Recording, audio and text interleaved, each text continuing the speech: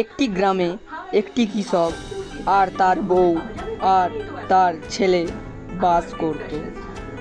তারা অত্যন্ত ভালো ছিল। তারা একদিন তার ছেলেটির মামা বাড়ি গিয়েছিল।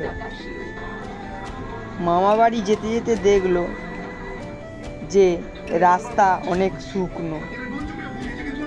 মামা বাড়ি গিয়ে তারা দিদার সঙ্গে কথা বলার পর দেখলো দিদা এখন ব্যায়াম করছে। দিদাকে তারা বিরক্ত না করে তারা চুপচাপ দাঁড়িয়ে থাকলো। তারপর দিদা তাদেরকে বাড়ির ভেতরে নিয়ে চলে গেল।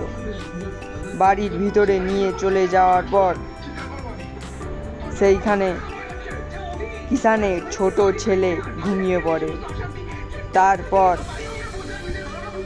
কিষান এবং তার বউ দাঁড়িয়ে থাকে এবং তারপরে তারা দুজনেও ঘুমিয়ে পড়ে।